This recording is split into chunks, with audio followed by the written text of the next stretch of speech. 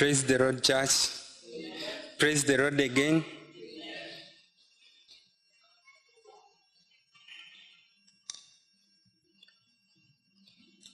The word for today, for the youth,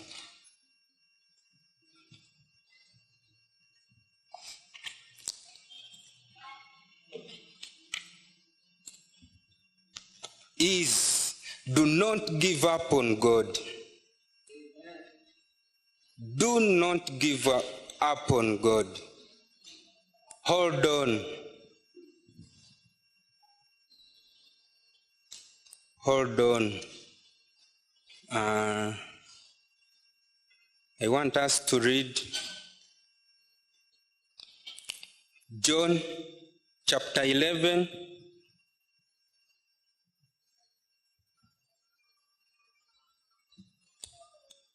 John chapter 11.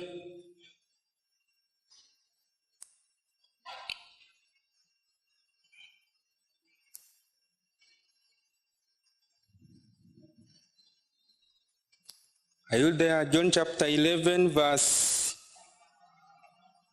7.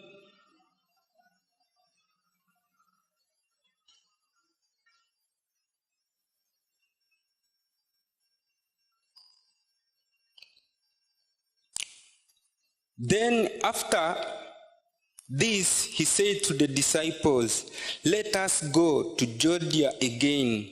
The disciples said to him, "Rabbi, the Jews were just now seeking to stone you, and are you going there again?" Jesus answered, "Are there not 12 hours in the day? If anyone walks in the day, he does not stumble because he sees the light of this world. But if anyone walks in the night, he stumbles because the light is not in him."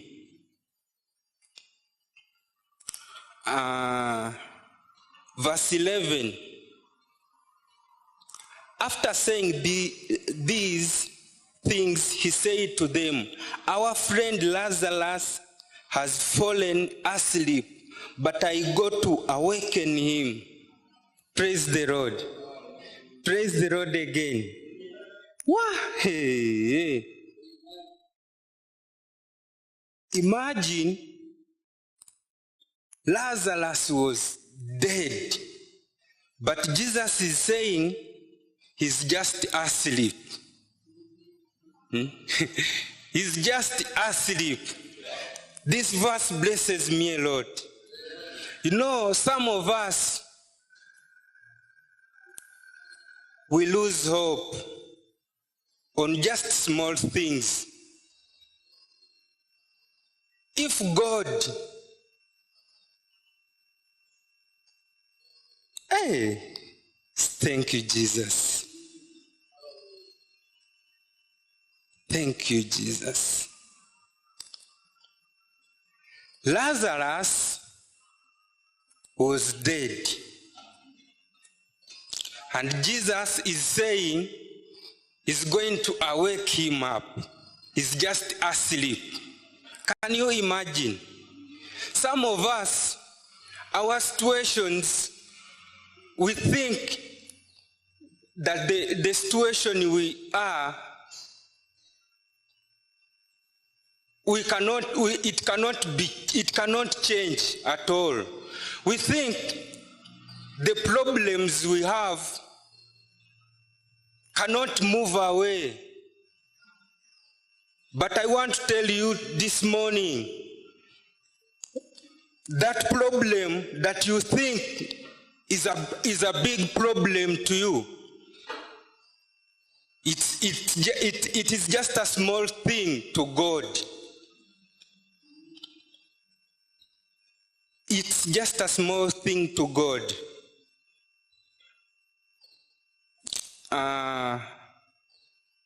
The disciples said to him, "Lord, if he has fallen asleep, he will recover." Imagine, they don't believe But for Jesus, he knew he will rise again. But the disciples are saying,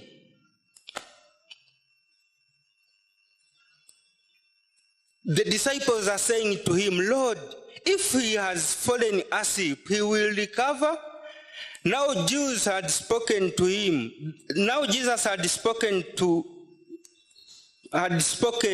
of his death, but they thought that he meant taking rest in sleep. Then Jesus told them plainly, Lazarus has died. And for your sake, I am glad that I was not there, so that you may believe. But let us go to him.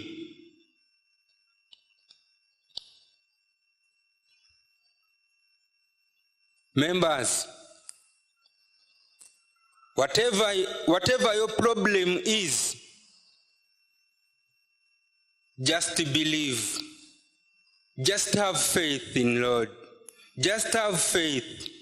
Hold on, God is coming for you. God is coming for you.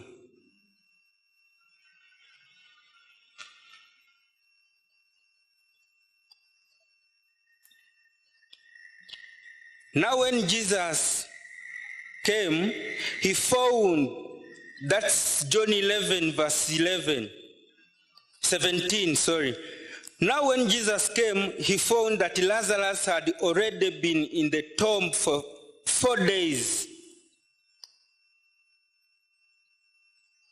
If Jesus, thank you, Jesus. Imagine Lazarus was dead. But if Jesus managed to bring him back in his life, what of your problem? What of your problem, members? Your problem is nothing to Jesus. Is nothing to Jesus.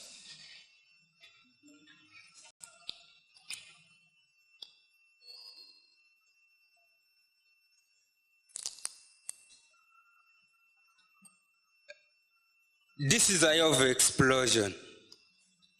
They that know their God shall be strong and shall do exploits. How many of you believe in that? And I want to tell you today, if you believe in that, you are going to see exploits. You are going to see exploit. You are going to explode. Because delay is not denial.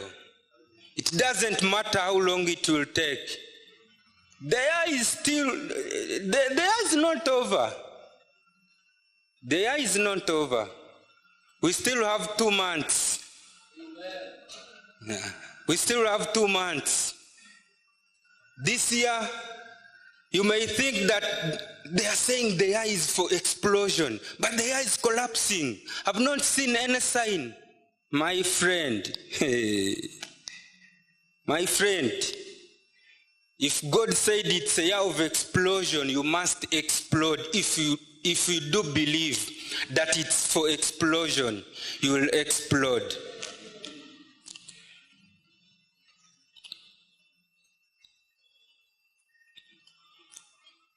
Listen, Jesus said, take away the stone. Martha, the sister of the dead man, said to him, Lord, by this time there will be an order, for he has been dead 4 days. Jesus said to her, did I not tell you that if you believed, you would see the glory of God? If you believed. You know, let me tell you people, Members, true, it's a year of explosion, but if you don't believe in it, that it's a year of explosion, you will not explode. You will not see that explosion taking place in your life. But you need to believe. You have to believe. Have faith. Have faith that it's a year of explosion. To me, I believe it's a year of explosion. It's a year of explosion. Members, just wait. Wait upon the Lord. Have faith. Don't lose hope. It doesn't matter what you are going through. It doesn't matter how the situation is. But just have faith. Have faith. Have faith. Martha, to me, I think she thought Jesus is mad. When Jesus told her to remove the stone, and the man was buried 4 days. Hey, it doesn't matter how long you have waited upon the Lord. Continue waiting upon him. Just believe that what you are trusting him for, it will happen. It will happen. God is not a human being that he should lie. No.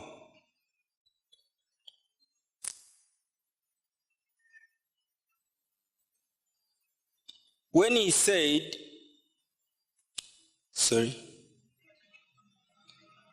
Jesus said,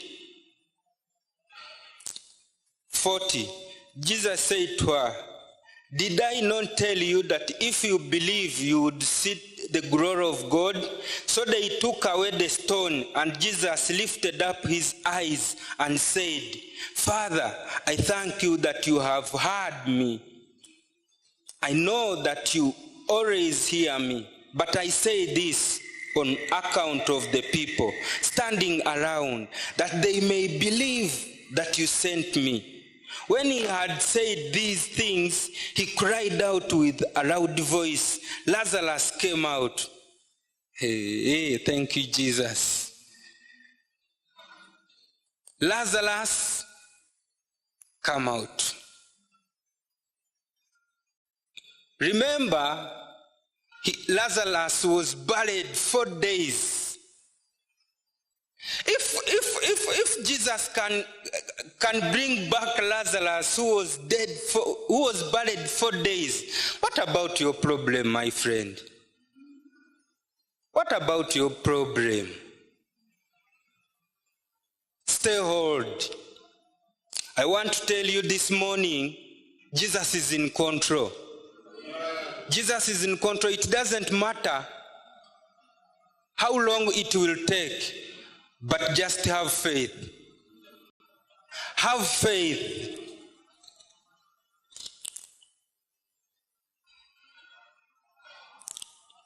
So, the man who had died come out, his hands and feet bound with linen strips, and his face wrapped with the cloth. Jesus said to them, unbind him and let him go. Many of the Jews, therefore, who had come with Mary and had seen what he did, believed in him.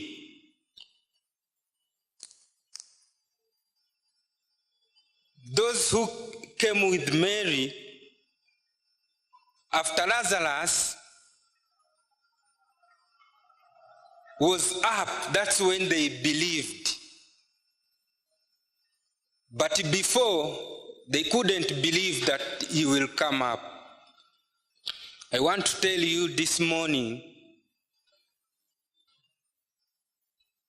that even your problem, There are some people who can't believe that your problem will turn into blessing. There are those who don't believe that you will get married.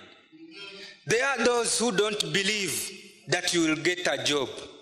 But I want to tell you this morning, if Jesus did it for Lazarus, he's in control, he's coming for you.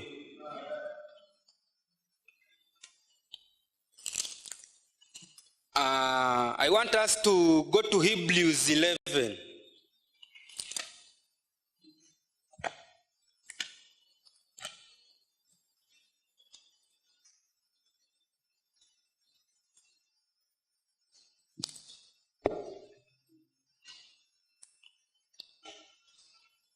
Hebrews 11, verse 7. From verse 6. Chapter 11 from verse 6. And without faith, it is impossible to please him, that's God. For whoever would draw near to God must believe that he exists, and that he rewards those who seek him.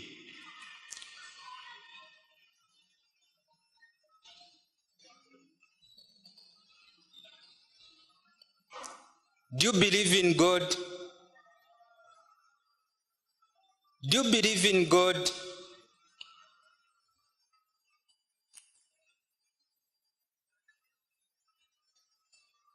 By faith, by faith,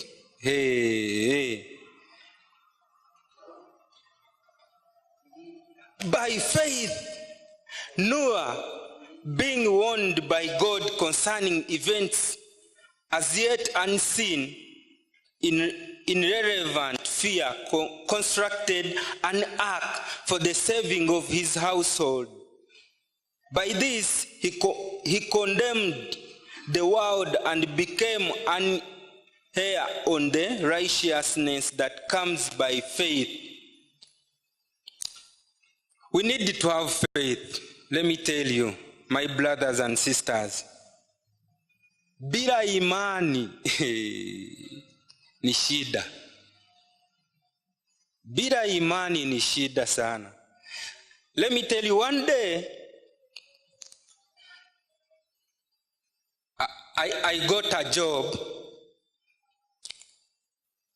There is a certain hotel there at Mombasa Road. It's called the Eka Hotel.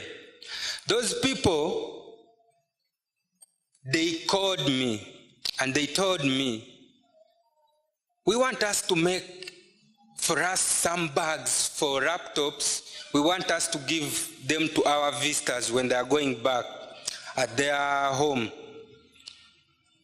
So those people, I went to them.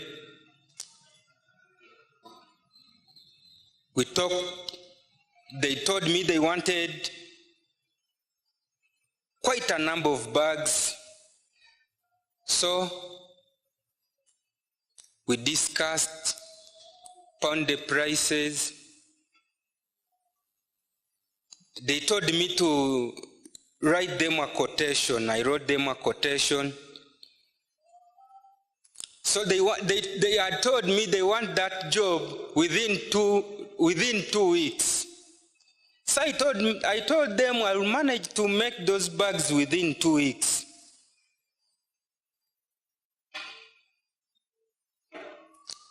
So they told me to go and take the deposit to start up that job. I went there, my friend. The day I went there, they told me to come back on Monday. No, they told me they will call me on Monday. So I waited. Monday came. So I was just telling the Lord, Lord, if you're the one who is bringing this job, I'm waiting upon you. I will not lose hope. I will wait upon you. So Monday passed, Tuesday passed, Wednesday passed, the whole week passed.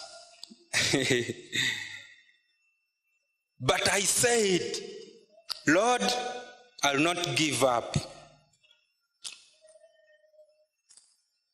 Because you promised us that this is a year of explosion. I want to see this explosion. Hey, it was a full month. Then last month,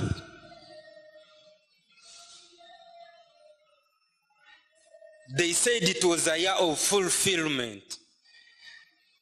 That's when those people called me and they told me the guests that we wanted to give those bags went back, but we want us still to make us those bags. We want us to make for us those bags. So I sent them the quotation. Still, they wrote me a check. This is where explosion comes from. I was using a name of Afro Stylish Designs, and the company itself was not registered. So they wrote me a check in the name of Afro Stylish Designs. So, and they told me they don't want to deal with personal account. They want to deal with registered companies. Let me tell you, my friend, I told God, so what is this? And they told me they want the job to continue. They told me they still want that work to be done. I told God, you know what? This explosion,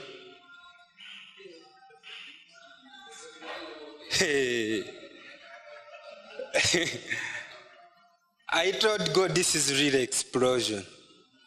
So what I did, I went to my brother Philip. I told him, Fido, you know what? Hey, look at this.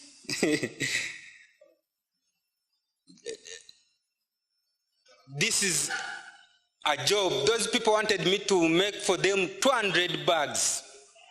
And ever since before, sijai tengeneza bags kama hizo. Nikitengeneza mingi ni 20. Hizo nimejaribu. So I went to Philip, nikaongea na yeye. Sasa, for sure, this was explosion. Philip akaniambia, hiyo haina shida. Hii itafanyika. Nikasema kweli imani ni kitu ya muhimu sana. You need to have faith. Brothers and sisters, without faith, we cannot go anywhere. I went to Philip. Alinisaidia sana. Tukafungua hiyo kampuni. Tukaregister. We registered that company. It's now registered, by the way. It's Biafena Enterprises Limited. I want to thank Philip and Carol. They did a great work. They really helped me. But what I want to tell you, my brothers and sisters, without faith, you will not see explosion. You have to hold on. Believe. Nothing is impossible. In God's hands, everything is possible. Everything is possible. So that was just my testimony. It was my testimony, and that work is continuing. By next week, I'll finish. And I'm expecting a lot.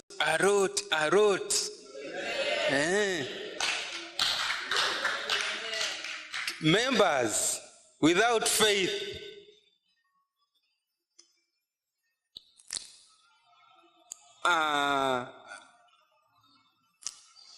still Hebrews chapter 11, verse 8.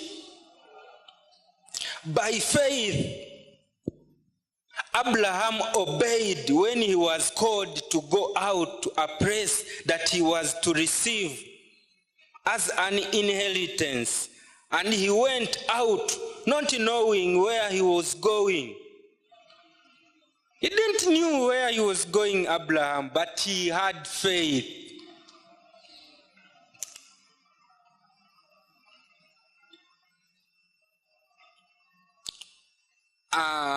If you go to verse 11, by faith, Sarah himself received power to conceive, even when she was past the age, since he considered him faithful who had promised. Therefore, from one man and him as good as dead were born.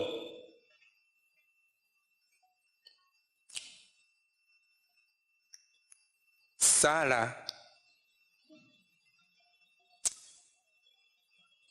for my sisters who are not yet married, don't lose hope. Even my brothers who are not yet married, don't lose hope. If Sarah waited upon the Lord,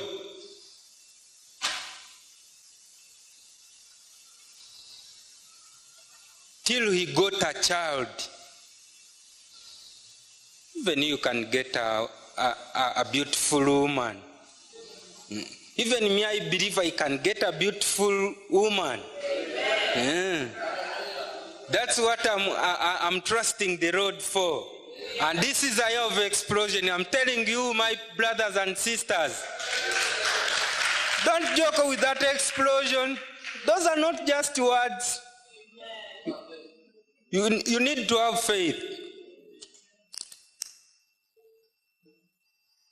Last month, I was in Kampala. I traveled to Kampala.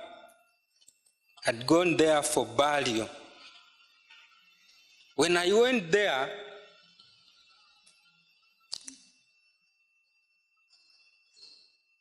I didn't expect that I will stay there for over 2 days. I was planning to go there, stay just for only 1 day. After Bali, I come back. So I only went with only one cloth. So there is a certain man who told me, "Hey, it seems this day you are getting rich." I told that man, "Why are you saying like that?" Ever since you came here, unavaa nguo moja tu kama wale watu wenye wako na nguo mingi, wako na pesa mingi, hawana haja na kuvaa. Nikamwambia amen.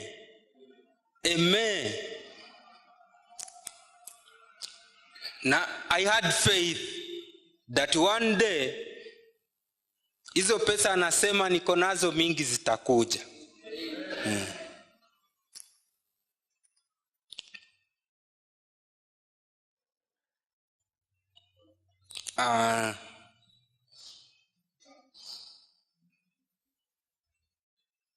If you go to verse 17, Hebrews,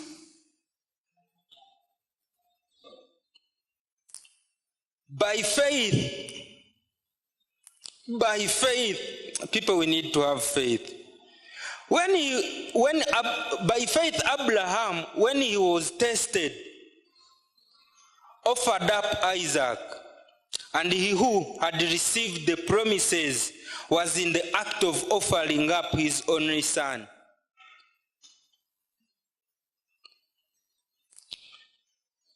You know, Abraham, he had only that one son. But when God told him to offer that son to him, he had faith that if I have only one and you are the one who gave this one to me, which means if I give you this one, you'll bless me with more. And that's what happened. People, we need to have faith. If we believe and trust in the Lord, I want to tell you everything is possible. And everything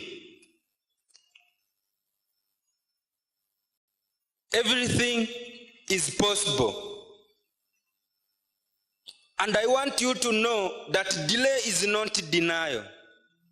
If the Lord himself said that it's a year of explosion,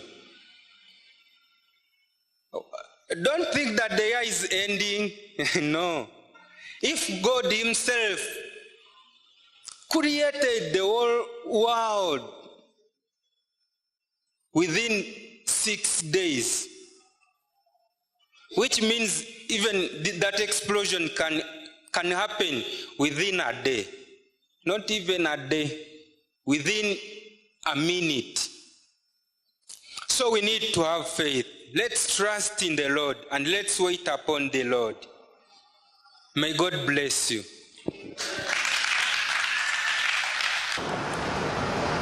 Appreciate him a bit more.